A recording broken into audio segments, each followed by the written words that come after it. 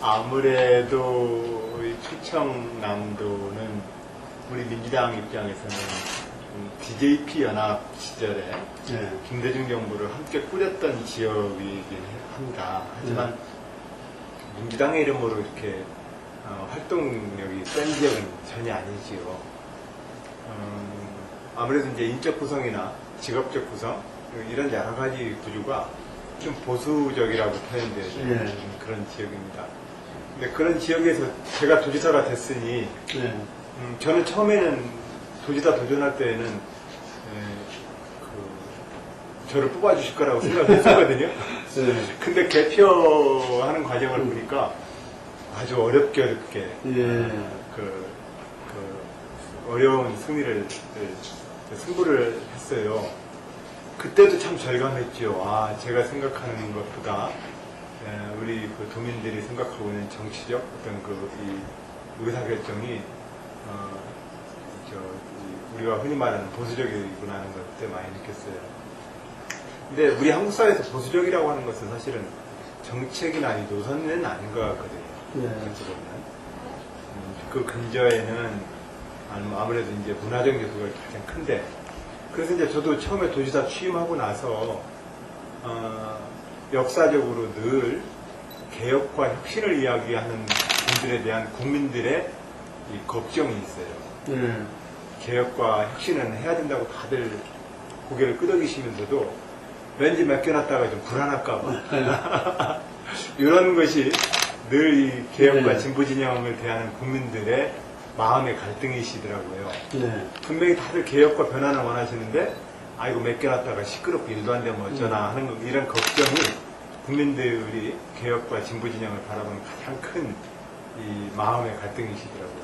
그래서 그 마음의 어떤 맡겨놨다가 시끄럽기만 하고 되는 일은 없다.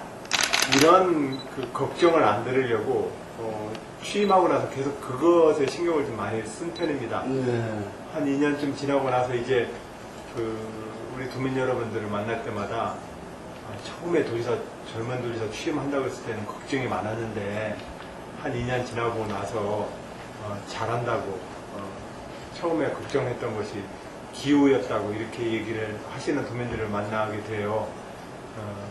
그런 분들 만나면 기분이 좋죠. 아무래도 이제 다양한 갈등 앞에 서게 되지 않습니까, 정치지도자들은. 지역의 산업의 개발을 하냐, 환경을 보존하느냐. 이런 갈등이 가장 크기도 하고요. 그 사업이 어느 지역으로 갈 거냐. 이런 것을 통해서 지역별, 계층별로 서로 간에 막 이제 갈등 앞에 서는 거 아니겠습니까? 무슨 일에서 갈등 앞에 서는 건데, 그 갈등을 지도자들이 어떤 방식으로 다루느냐가 일을 잘한다 못한다라고 판단하시는 거라고 생각해요. 또 그것이 진정한 정치 지도자의 몫이라고 저는 생각을 합니다. 아무도 생각하지 못하는 기발한 어떤 건물을 짓거나 기발한 제도를 설계하는 것이 지도자의 몫이 같지는 않아요. 오히려 그것은 국민들이 다 아이디어도 내고 합의하는 거거든요. 청계천, 그 이명박 대통령 아이디어 아니거든요. 그렇죠. 사실 서울 시민들이 도심의 교통체증 때문에 늘 요구했던 겁니다. 근데 이제 그것을 어떤 방식으로 푸느냐, 어떻게 하느냐에 이제 그 사람의 솜씨가 나오는 거죠. 그런데 일단은 이명박 대통령을 예를 든다면 청계천 공사하는데 단기간에 속도전을 치루어서 그 많은 이해 당사자들의 갈등을 푼 것처럼은 보입니다만, 결과적으로는 가든5에 대한 분양 약속이라든지 동대문 운동장의 풍물전 시장으로 임시방편으로 몰았다가 결과적으로는 약속이 제대로 안 지켜진 것으로 저는 알고 있습니다.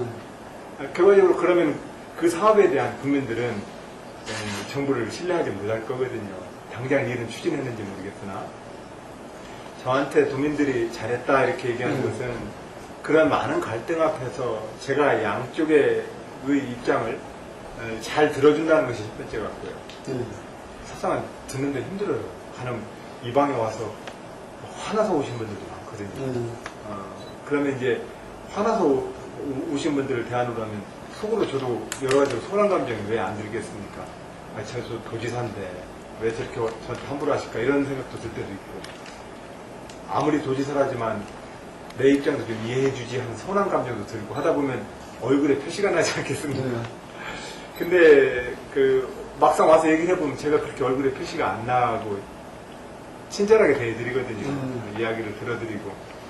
그래서 이제 이야기를 잘 들어주는 것, 화를 내지 않고 잘 들어주는 것이 그분들이 저에 대해서 좋은 평가를 하게 해주시는 가장 큰 첫 번째 그 원인인 것 같고요.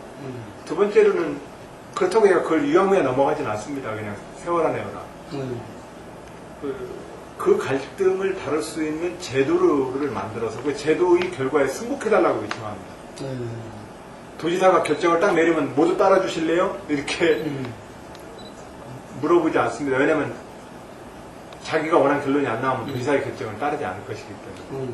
그러니까 양쪽 모두가 합의할 수 있는 어떤 제도에다가 양쪽 모두가 그 심의 과정에 참여를 하고 결론에 난 것에 따라달라고 요청합니다. 그게 민주주의이고 그것이 민주주의를 우리가 인류가 착각한 원인이니 제도가 지배하는 것, 제도가 결정하는 것이니 이 제도에 따라달라. 그렇게 되면 이제 그분들이 그러죠. 그 제도가 나한테 공정하냐라고 묻습니다. 내가 공정하게 관리할게요. 믿어주세요.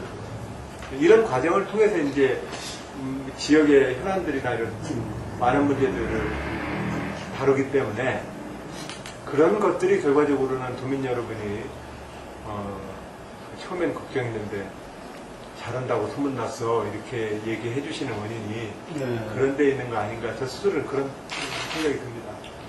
성과를 좀 한번 자랑해 보십시오. 성과? 구체적인 성과. 글쎄요. 실질적으로 살림 솜씨는 성과 내기 어려워요. 다만 모든 사람들에게 자기 발언의 기회를 다 드립니다. 어떤 경우든 자기의 주장과 이해관계를 처음서부터 원천적으로 짜고 치는 고스톱판에서 당한 느낌, 이런 느낌 안 드립니다. 누구에게 동등한 발언권을 드립니다. 그것을 하기 위해서 행정적 지도력을 최대한 동원했고요. 또 그것에 기반으로 해서 행정혁신을 하거나 아니면은 도민 참여 예산제를 운영하거나 아니면은 정책자문위원회를 각 시국별로 시민사회단체, 이해 당사자, 교도들로 구성되어진 정책자문위원회를 각 시국별로 모두 다 배치를 해서 2012년도 예산 같으면 그분들과 논의해서 짠 겁니다. 이런 과정을 통해서 그분들이 참여를 해서 참여 행정이 될 수 있도록 그 제도적 보완들을 좀 했고요.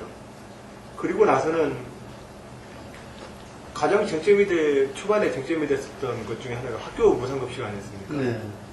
많은 분들이 민주당이나 제가 소수 정파이기 때문에 쉽게 안 되리라고 생각했습니다. 왜냐면은 야당에서 저를 좀 반대하게 되면 협조를 얻기 힘들 거라고. 근데 하여튼 간에 그거 한 6개월 만에 서로 교육청이랑 합의해서 너무 늦지 않게 약속한 대로 학교 급식 정책이 추진되게 됐고 또 그리고 뒤이어서 바로 삼농혁신의 도정 목표를 세워서 농업, 농어촌, 농어민이라고 하는 우리의 국가 산업, 국가 경제와 국가의 가장 기본이 되는 농업 분야에 대해서 정책을 집중하려고 노력을 했죠. 그래서 이제 그런 일환의 흐름으로 첫 번째로는 농민의 소득 보전을 하기 위해서 충청남도에서 쌀 농가에 대한 경영보조금을 도자체에서도 지원을 하거나 아니면은 학교급식과 연동되어져서 로컬 푸드 시스템으로서의 학교급식지원센터를 운영하거나 이런 작업들을 계속해서 벌려내고 있습니다. 공무원이 일잘하게 만드는 일입니다. 공무원이 일잘하게 만드는 일이고 정부가 제 역할을 제대로 하자는 것이지요. 시민사회와 시장 질서가 날이 가면 갈수록 커지고 있습니다. 지금은 그 질서가 너무 커져서 걱정들을 많이 하시는데요. 옛날에는 시장 질서가 없었습니다. 정부가 물가도 다 관리하고 가격 올려라 내려라 다 했습니다. 그랬던 시절 또 그리고 금융정책으로 누구한테 기업에 대출을 해줘 말아줘까지도 정부가 결정했습니다. 그런 시절의 정부의 역할과 지금은 이제 모든 것은 시장 속에서 결정되는 겁니다. 그런 점에서 정부의 역할을 찾는 일은 좀 바뀌어야 합니다. 국가주도형 경제발전 내지는 관과 관료가 주도하던 국가사회로부터 이제 민과 시민과 그리고 시장 질서가 주도하는 국가 질서로 바뀌어 있는 겁니다. 이 바뀌어 있는 상태에서 옛날 방식으로 관료와 정부가 국가주도형으로 사회를 이끌고 가는 것처럼 또 가겠다라고 그런 자세로 일을 하면은 아무것도 못해내게 되어 있습니다. 바로 지금 21세기 전 세계 모든 국가가 안고 있는 정부 혁신의 가장 핵심적인 요점입니다. 예. 그런 점에서 정부와 공무원이 어떤 방식으로 일을 할 거냐의 문제입니다. 예. 그런 점에서 저는 크게 두 가지를 요청하고 있습니다. 어떤 경우든 간에 갓과 을, 손님과 주인, 관이 주도하고 민이 따라오는 이 타성에서 벗어나라. 실질적으로 주권자가 주인이라는 사실을 알려드려라. 그래서 관이나 지방정부가 관이나 공무원이 내가 해주겠어 이런 관점을 버려라. 그건 아니다. 국민들의 돈이고 국민들의 결정입니다. 그런 점에서 관의 역할과 관료와 공무원의 역할은 주권자들의 자율적인 자기 공동체 생활을 돕는 역할로 가야 된다. 그래서 이걸 이제 일반적으로 말하면 거버넌스 행정이라고 그러죠. 예. 민관 협체 행정, 거버넌스 행정 얘기합니다. 복지정책을 펴더라도 지역사회의 다양한 지역사회의 시민들의 자생적 조직과 연동되어서 복지정책이 들어가게 해주라. 노인급식 지원 사업이다. 그럼 지금 경로당마다 다들 해드시고 계십니다. 그럼 그 조직하고 연대해서 급식 지원 정책을 어떻게 풀 것이냐를 고민해야지. 관이 딱 앉아가지고 내 노인 점심 어르신들 급식 지원 예산에 대해서 정책을 펴니까 언제까지 돈 받아가? 언제까지 써서 내? 이렇게 하지 말고 그 돈이 실질적으로 가게 되면 현재 경로당에서 그렇지 않아도 점심때는 다 모여서 밥 끓여 드셨던 그 동네에 그 돈이 어떤 방식으로 쓰이면 좋은지에 대해서 그 사무장이랑 논의를 해봐라. 그렇게 해서 이 행정이 거버넌스 행정으로 가지 않으면 돈 나온데 우리 마을에 그 점심 먹던 거 돈 걷지 마. 정부에서 준다는데 뭐. 그래버리면 민 스스로의 자율성들은 자꾸 떨어지고 정부의 역할만 자꾸 커져요. 그러면 정부가 실질적으로 그 점심 경로당마다 다 가서 밥을 해주네 그래요. 공무원들이. 못 하거든요. 그러니까 민의 자율성을 절대로 훼손시키거나 민의 자율성을 훼손시키지 않는 정부의 역할을 해줘야만 우리나라가 좋은 나라가 된다. 이것이 이제 정부혁신, 행정혁신의 첫 번째 거버넌스 행정. 정부는 중앙정부, 지방정부 다 마찬가지입니다. 다 포함. 공무원, 국민들이 나라 일부라고 봉급주고 있는 사람들을 말합니다. 이 사람들이 한때는 모든 것을 다 이끌고 가는 시절이 있었지만 지금은 아닙니다. 그런 점에서 민관의 협치행정을 잘 이끄는 어떤 그런 이 업무 혁신이 필요합니다. 이것을 위한 제도 개선, 이것을 위한 문화 혁신, 이것을 위한 교육 훈련 과정이 필요합니다. 이런 과정을 거버넌스 행정이라고 하는 하나의 그 행정 혁신의 내용을 삼고 또 하나는 코디네이터라고 하는 융복합 행정하자는 겁니다. 예를 들면은 이런 겁니다. 이명박 대통령께서 4대강 사업 확 강조하시니까 4대강 사업에 온갖 부처에서 각 사업을 다 합니다. 그리고 뭐 농업에 우리 다문화 가족 지원이다 그러니까 다문화 가족 지원을 위해서 막 일이 여성가족부, 막 보건복지부 곳곳에서 벌립니다. 이런 사업들이 마을 현장에 가서는 하나의 사업으로 좀 뭉쳐서 실행 효과를 높여주지 않으면 정부 돈을 눈먼 돈이라고 사람들이 얘기하고 있습니다. 효과 하나도 없고 지들 다 이렇게 해가지고 생색내려고 하는 사업이야 라고 국민들이 오랫동안 그저 바라보셨습니다. 그것을 극복을 해주지 않으면 국민들의 세금으로 운영되는 공무원과 정부 조직이 일 잘한다 소리 생각이 안 들 겁니다. 그런 점에서 공무원들한테 우리 맞아 대한민국 정부 내가 세금 내는 우리 대한민국 정부가 전 세계에서 제일 일 잘하는 정부야 라는 느낌을 주려면 반드시 두 가지를 해라. 융복합하고 거버넌스 민관협치행정이라. 이 두 가지 방법으로 무조건 고민을 해라 뭐든. 지금 그걸 가지고 공무원 교육에 대해서 이걸 가지고 교육을 하고 우리 내부의 주식재편도 내 이 관점에서 계속해서 고민을 하고 그러고 있습니다. 아닙니다. 삼능혁신은 어떤 거였냐면 시대적인 가장 큰 중요한 과제들 지금 당장은 성과가 잘 안 나오고 어렵더라도 더 이상 미룰 수 없는 과제라고 저는 생각을 하기 때문에 그렇습니다. 농업 없는 나라가 있을 수 있냐? 과연 우리 같은 나라에서 정말 농업 그러면 비교 우유의 논리인가에서 다 사다 먹을 거냐?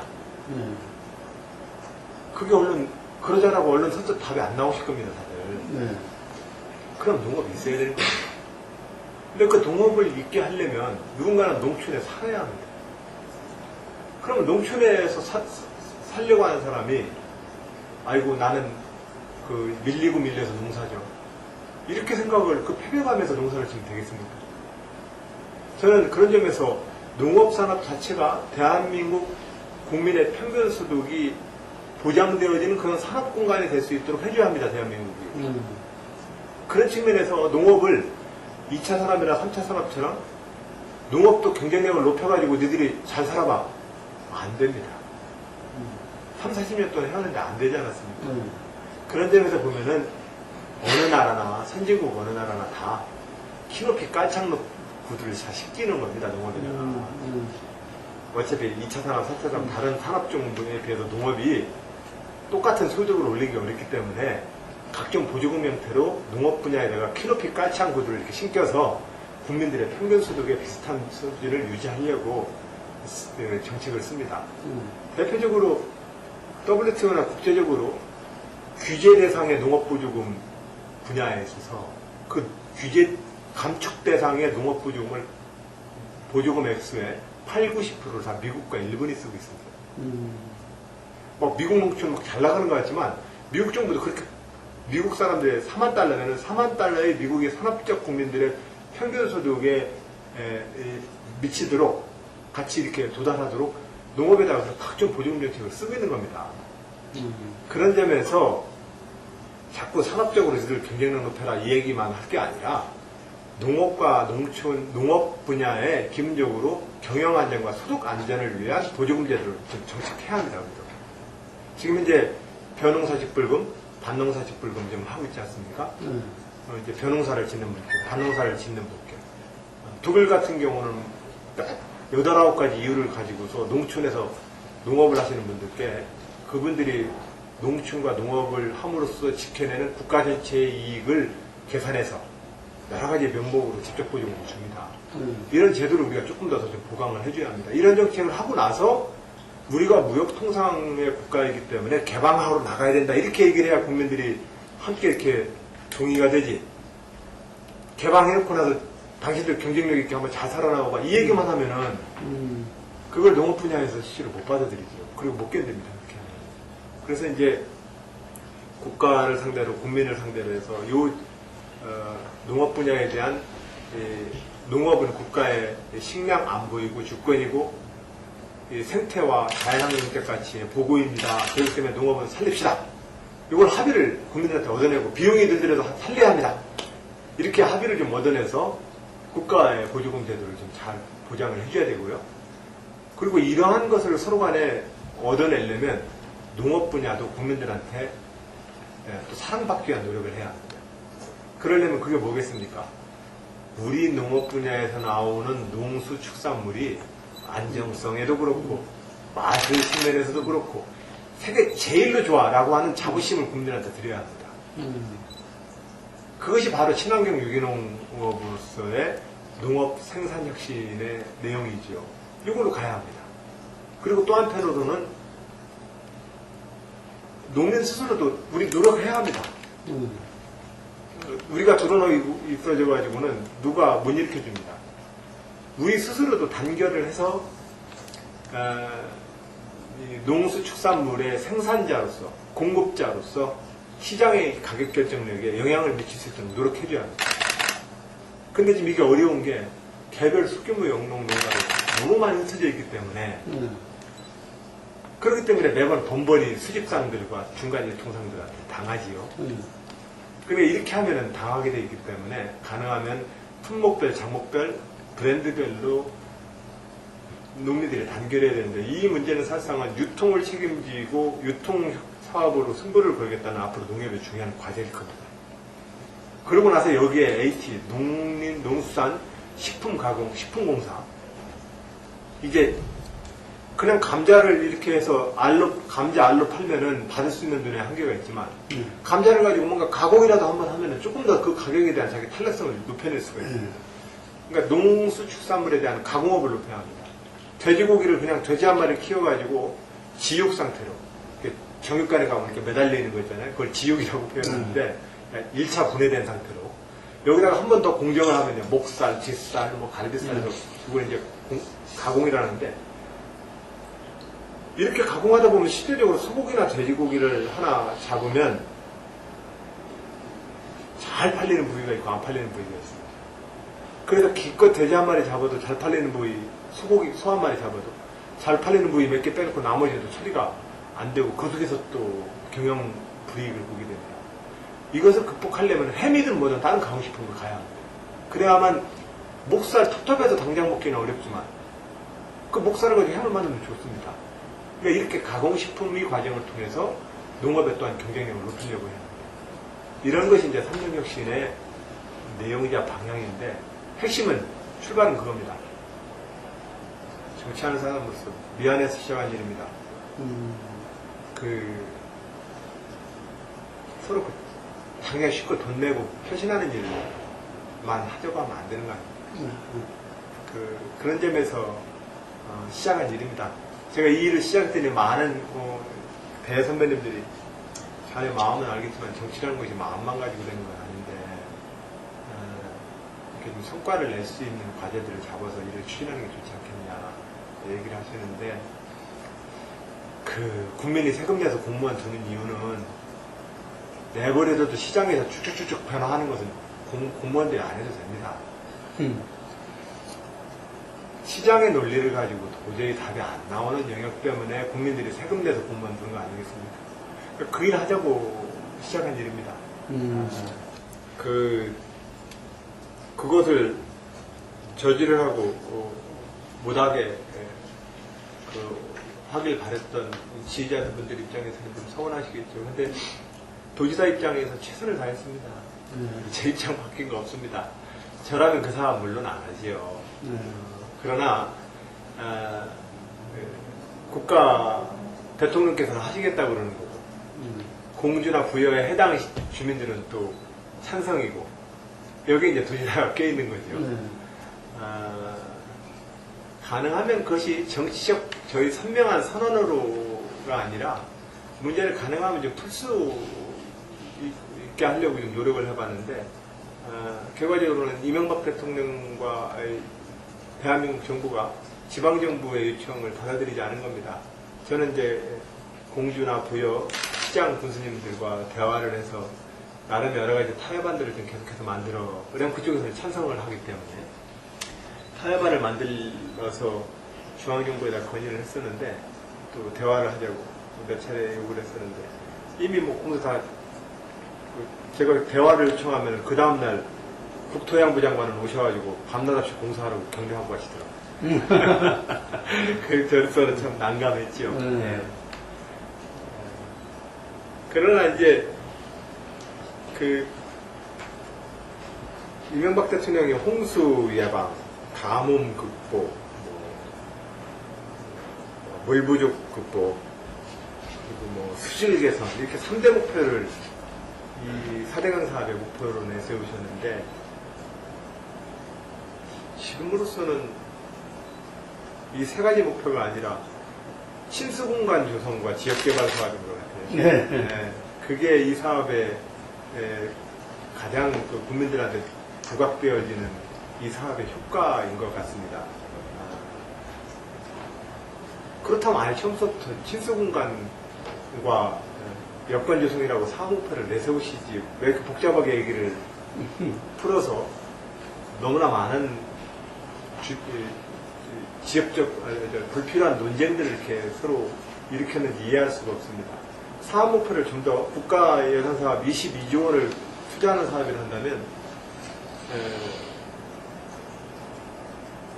조금 더 사업 목표를 분명히 하고 그 분명해진 사업 목표에 따라서 국가 예산을 그렇게 투자를 하는 것이 적당한가에 대한 법률, 예산회계 법률에 따른 사업 타당성 조사를 좀 꼼꼼하게 받았더라면 이 사업에 대한 평가도 더 쉬워지고 그 목표에 따라서 투자도 더 효율적으로 할 수 있고 그것이 국민한테 이익일 텐데 그 과정을 그런 식으로 다 섞어버려서 사업의 목표나 효과, 예산의 효율성 이런 모든 것들이 다 토론조차 제대로 안 돼버린 사업이 되고 말았죠.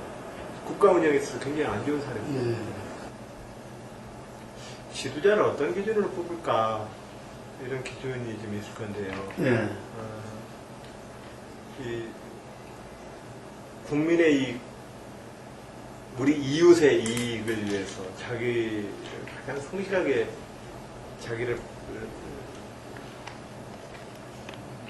바치고 일할 수 있는 분입니다. 우리 국민 모두나가 다 아는 것처럼 성실하고 헌신적인 분입니다. 그리고 정직한 분이죠. 그 거짓말을 하시는 분 아니에요.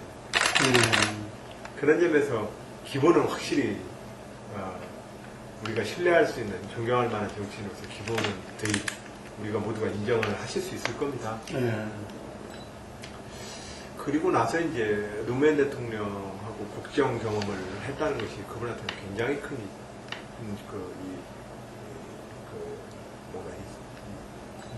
힘일 거라고 봅니다. 저는 가끔마다 이제 어쩌다 1년에 몇 번씩 일요일 날 대통령님이 불러주셔가지고 밥 먹다가 국정 운영의 자기 고민에 대해서 얘기를 해주신 걸 들었거든요. 그 규동량으로도 저도 제 시야가 엄청나게 넓어졌습니다. 대통령의 눈높이에서 바라보면은 이미 대통령의 눈높이에서 보기 때문에 대한민국의 여러 가지 고민들을 좀 이해할 수 있게 되는 겁니다. 미국과는 이렇고, 중국과는 이렇고, 어떤 부처의 장관님들이 다루는 어떤 업무에 대해서는 이렇고, 대통령 입장에서는 그런 고민을 하게 되는구나. 알게 되거든요. 그러니까 이제 그 일요일날 가끔마다 듣는 그 얘기만 가지고도 저도 굉장히 공부를 돼 있더라고요. 도지사 되고 나와서 해보니 대통령한테 들었던 얘기가 정말 도움이 된다는 생각이 듭니다. 시야를 넓혀서 종합적으로 생각할 수 있기 때문에. 근데 그걸 5년 동안 했던 분입니다. 그렇기 때문에 그런 것을 바탕으로 해서 그분이 가지고 있는 사회적인 약자, 힘없고 가난하고 많이 배웠건 덜 배웠건 돈이 있건 없건 인간에 대한 공정한 정의감, 그리고 또한 사회적 약자에 대한 정의감들이 가미되어져서 새로운 국정의 현실에 또 다른 또 안들을 가지고 성실하게 풀어갈 분이죠. 그런 점에서는 문재인 시장님이 굉장히 좋은 장점을 가지고 있거든요. 어찌되었든 2012년도 12월 지금 현재 이 대한민국 국민들이 느끼고 있는 대한민국 국민으로서의 어떤 요구들을 잘 부응해야 될 겁니다. 모든 후보들이 다 마찬가지일 겁니다. 이제까지 어떻게 살아왔느냐는 다 훌륭한 분들이기 때문에 여기까지 오셨을 거거든요. 그리고 또 설령 대통령 후보가 되든 안 되든 다 훌륭한 분들입니다. 그거 되면 더 훌륭한 분이고 안 되면 훌륭한 분이 아니고 내가 그렇게 생각 안 합니다. 여름엔 여름꽃 피고 봄에는 봄꽃 피듯이 국민들이 시대의 요구에 따라서 선택을 하시는 겁니다. 우리 정치인들의 그런 점에서 자기 개선껏 자기가 느꼈던 이 땅의 역사와 자기 인생에서 느꼈던 이 땅에 대한 자기의 애국심을 가지고서 얘기를 하는 겁니다. 그 국민들이 들어보고 나서 아이고 그래요. 오늘 저녁은 칼국수 먹자 이러면 칼국수 집에 가는 겁니다. 그 국민들이 결정해주는 이 시대적 정신이 뭐냐를 얼른 답안지를 내가 좀 써서 내야지라고 생각할 수도 있을 겁니다. 저는 오히려 그렇게 권하지 않습니다. 국민들이 뭘 원할까를 묻지 말고 내가 뭘 하고 싶은가를 얘기하는 게 제일 좋습니다. 왜냐면 내가 생각한 것도 국민이 한 사람 아니니까. 이러한 요구들이 국민들에 의해서 다양한 관점에서 평가되면서 선택될 때 그게 선거의 진정 의미죠. 국민들이 답이 어디 있을까라고 국민들 왜 지켜봐도 5천만 명마다 다 생각이 다를 텐데 문제는 국민들의 뜻이 어디 있느냐라고 묻기보다는 저는 각자의 대선 후보자들이 나는 뭘 하고 싶어. 그리고 나한테 던져졌던 질문에 대해서 나는 어떻게 답을 하고 싶어. 이것을 얘기를 해줘야 합니다. 예를 들면 박근혜 후보 같은 경우는 70년대 아버지 시대에 대해서 독재라고 하는데 그건 어떻게 생각하세요? 라고 물었을 때 거기에 대해서 좋은 말씀이 좀 나와야 합니다. 그러니까 그렇게 해서 자기가 이제까지 받아왔던 질문들 그리고 자기가 살아오면서 느꼈던 자기의 간절한 소망들 이런 것들을 서로 얘기를 해줘야 합니다. 그래야 국민들이 보기에 즐겁지 않겠습니까? 그 평등 국가는 좀 점수를 많이 얻을 수 있을까요? 그게 뭐예요? 김두관 지사가 말하는 평등 국가를 내세우는 평등이라는 주제도 지금 현재 굉장히 국민들한테 요구되어지는 겁니다. 평등의 가치, 통합의 가치, 네. 평화의 가치, 그죠? 뭐 이런 여러 가지 가치들이 있습니다. 근데 어떤 시기의 후보들이든 간에요, 그 가치를 다 들으려면 어느 시대가나 다 필요한 겁니다. 경제적 좀 더 좋은 번영. 근데 이제 문제는 그것을 어떻게 해나갈 거냐. 이 문제겠죠. 그러니까 우리 국민 여러분들이 조금 더 우리 정치하는 사람들이 머슴이지 않습니까? 머슴을 잘 부리시려면 조금 더 일하는 사람들의 특성을 잘 파악을 해주셔야 합니다. 이명박 대통령 만전에 통과할 때 맞아요. 이명박 대통령이 하면 경제나 기업 쪽에서 커왔기 때문에 기업적 요구를 많이 이해할 거야. 본인도 자기는 정치는 싫다고 정치는 별로 중요하지 않다고 얘기를 하기 때문에. 자, 그러면 기업 경험을 오래 하던 사람 입장에서 기업의 입장을 높이는 것과 내가 지금 현재 요구하고 있는 이 요구를 얼마나 서로 간에 결합시킬까. 요거에 조금 더 한 단계만 더 질문을 해주셨어야 됐거든요. 그러니까 한 번씩만 더 질문해주면 됩니다. 한 번씩만 더 후보들에게 더 질문해 주십시오. 어떻게? 어떻게라고 표현될 수 있지만, 이제, 어떻게와 관련된 것이긴 한데, 그 어떻게라는 질문에는 반드시 그 후보가 살아왔던 인생의 이력과 함께 물어주십니다. 그렇게 해서 물어야만, 신정수이 문제는. 예, 그래야만 쌈밥집에 상추랑 고기가 서로 분해 안 되고 맛있게 입안에서 식감을 줄 수 있습니다. 그러나 마찬가지입니다.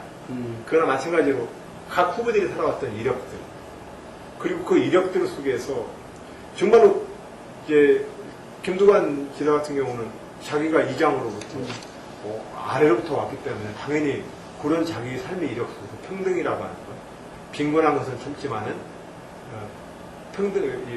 불균등한 것에 대해서는 참지 못한다. 그 원전이 조금은 일반 평등적 가치를 얘기하는 거하고 그 원전은 좀 다른 원전이긴 한데 어찌됐든 그런 점에서 보면 국민들이 요구하고 있는 것이 균등한 것인지 최소한의 삶의 조건인 것인지 요것을 조금 더 가다듬어서 국민들은 자꾸 요구할 겁니다. 그럼 이제 김두관 지사님 그렇게 해가지고 이제 자꾸 이제 자기를 발전시키지 않겠습니까? 그럼 이제 또 이렇게 이쁜 나무 하나가 만들어질 거고. 네. 그러니까 각 후보마다 그런 국민들의 질문들이 조금 더 잘 들어가고 그런 질문에 스스로 답하는 것이 지도자들이 반드시 해야 되는 역사와의 대화라고 생각합니다. 저는 이게 그런 생각을 해요. 옛날에는 서양 사람들이 김치 냄새 난다고 미국 같은 교포사회 내에서도 백인 거주 지역 내에서 우리 한국인이 김치 담으면 투박을 당하고 이랬다는 이야기를 많이 들었습니다. 근데 지금 서양인들이 젓가락질과 김치 잘 먹습니다. 네. 무엇이 바뀐 걸까요, 그게? 그 문화가 바뀌는 겁니다. 그러니까 민주당과 진보 진영이 국민들한테 선호받고 지지를 받으려면 문화적 패턴들이 좀 바뀌어야 합니다. 이것을 어떤 노선의 문제라고만 형용화시켜버리면 그것 가지고는 마음을 다 못 얻었습니다. 이제 이런 것들이 하나 우리 대한민국 정치적인 있는 겁니다. 진보 보수라고 서로 간에 노선을 가지고 싸우는 것 같지만 진보라는 문화와 보수라는 문화 그런 점에서 진보의 문화는 묻고 화내는 겁니다. 바른 말 잘하고. 근데 진보는 바른 말 하는 게 진보가 아닙니다.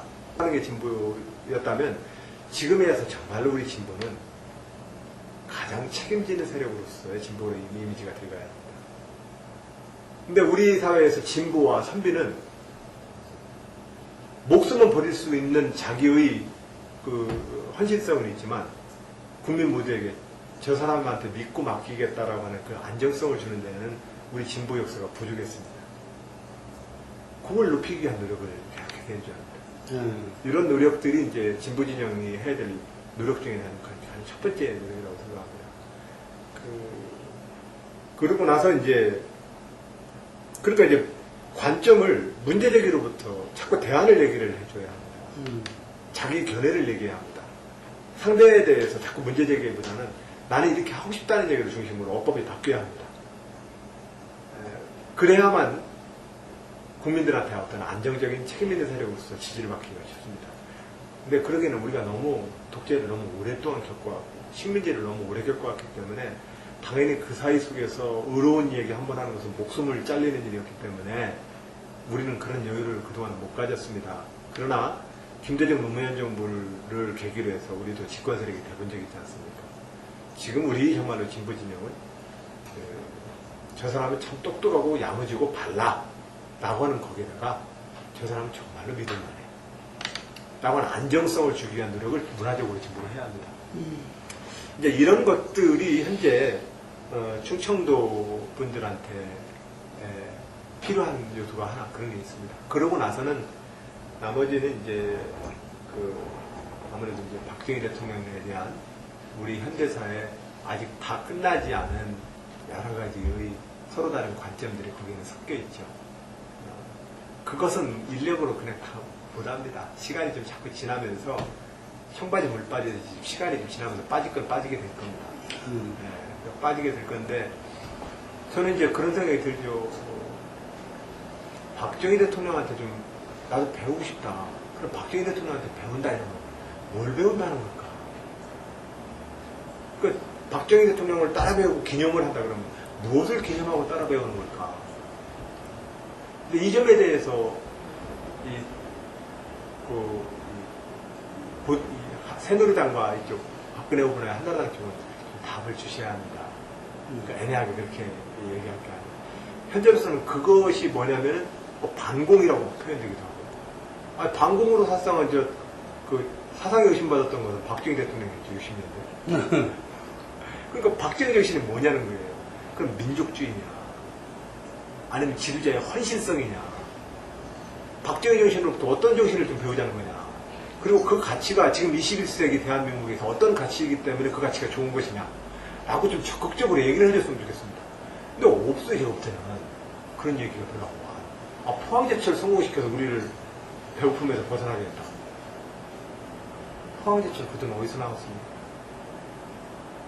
대청구권 자금에다가 베트남 우리의 형님들, 아저씨들 다 돌아가셔서 그 목숨값 아닙니까? 있다면은 포철 공사하면서 그거 공화당 정치자금에 부정 좀 덜타게 해서 좀 막아준 정도의 역할이 있을 겁니다. 그러니까 제가 볼 때는 어떤 시대적 가치를 가지고 거기서 살려서 오늘에 되살리려고 하는 그 가치를 좀 잘 내세워줘야 합니다. 근데 현재로서는 제가 볼 때는 박정희 가치에 대해서 저쪽도 그렇게 쓸만한 얘기를 안 합니다. 그러다 보니 지역주의 정치밖에 못합니다. 그런 점에서 우리가 거기에 좀 다 갇혀 있는 겁니다. 이걸 못 넘게 있는 겁니다. 이 진보 진영은 다 생각 바르고 좋습니다. 똑똑하시고 좀 더 많은 국민들한테 안정감 있는 책임 있는 세력으로서 하기 위해서 조금 자기의 처신들을 무겁게 가져야 합니다. 예를 들면 FTA 문제 때 그리고 여러 가지 이 현안 때 제가 조금 진보 진영에서 보면 좀 듣기 싫은 소리를 했을 겁니다. 그냥 펴주려고 하는 얘기가 아닙니다. 우리 마음속에서 진보적 가치, 인간에 대한 가치, 공동체의 연대에 대한 가치, 저도 동의해요. 저도 그 마음입니다. 하지만 그것을 어떻게 국민들한테 책임 있는 국가 운영을 맡겨도 좋을 정치인과 정치 세력으로서 안정감 있게 신뢰를 얻어낼 것이냐는 게 다른 차원입니다. 2002년도에는 이겼잖아요. 충청도에서. 누가는 앞으로 이제 또 이제 대선 국면이 이제 본격적으로 시작되면 네. 이제 굉장히 역동적으로 선거 공간이 열리게 됩니다. 네. 김두관 지사님의 그 불굴의 그 인생 역전이 또는 문재인 시장님의 그 점잖으면서도 성실한 인간적인 품격이 아니면 또 우리 민주당 후보의 다른 뭐 정세균 후보님의 또 다른 그 근면성실한 어떤 무주진한 장수의 그 산골 소년의 그 자기의 꿈이 무엇이 국민들 속에서 이렇게 감동과 공명을 울릴지에 대해서는 누가 알겠습니까? 그건 국민들이 또 공명해나가는 어떤 구조가 있는 거에서 저도 그건 모르겠습니다. 모르겠는데 그런 역동적 구조가 있기 때문에 충청도나 어느 지역이나 다 그런 역동적 공간이 있다. 다만 지역주의적 정치와 옛날의 가치와 내용 없는 그 진영의 논리를 가지고 자꾸 표를 붙이려고 하는 이런 정치는 여야 모두 지도자들이 쓰면 안 됩니다. 폴리뉴스 우리 팬 여러분, 좋은 매체 우리가 함께 우리가 좋은 매체를 만드는 거라고 생각합니다. 좋은 언론 소비자로서 폴리뉴스 응원 많이 해주시기 바랍니다. 또한 저도 충남도지사로서 하나 부탁드릴 게 있습니다. 아까 앞에 말씀드렸던 것처럼 농업, 농어촌 문제에 대해서 좀 관심을 많이 갖고 그 분야에 좀 더 많은 시간을 쓰는 도지사가 되려고 노력하고 있습니다. 제가 여러분께 부탁드리고 싶은 건 만약에 이 방송을 보고 계시는 우리 폴리뉴스 팬 여러분 중에 학교 학부형이 계시다면 학교 급식위원회에 꼭 참여하셔서 우리 아이들이 먹는 급식 부자재가 어디서 오는지 어떤 마을일 것인지 그 마을의 아이들이 생태교육이나 그 마을의 농부와 구체적인 연관을 갖고 그 농민들과 직거래 관계를 좀 맺고 있는지 이런 것들을 학교 급식위원회에서 한번 좀 검토해 주시면 어떨까. 또 학교 운영위원회에 참석하셔서 6학년, 중3 때 어디로 수학여행 가는지 아이들이 학년별로 가면은 농촌마을 생태체험 수학여행 못 와요. 반별로 와야 가능합니다. 그래야 우리 농촌마을에 우리 마을 사업들도 가능해지고 또 아이들이 그 공간 내에서 다양한 프로그램을 저희들이 또한 준비하고 있습니다. 아이들의 수학여행 갈 때 우리 농촌 문제를 또 함께 고민해 주셨으면 어떨까 생각합니다. 그리고 가끔 인터넷 검색창에 농사랑을 치시면 충청남도 농수축산물에 대한 인터넷 쇼핑몰이 열립니다. 저희 지역 농산물 많이 좀 사랑해 주시고요. 이렇게 하는 것이 지금 21세기 대한민국이 전 세계를 향해서 나아가야 한다면 저는 이 문제를 해야만 나아갈 수 있다고 생각합니다. 폴리뉴스 많은 팬 여러분들께서 이런 충남의 3년 혁신에 대해서 많이 응원해 주시기 바랍니다. 고맙습니다.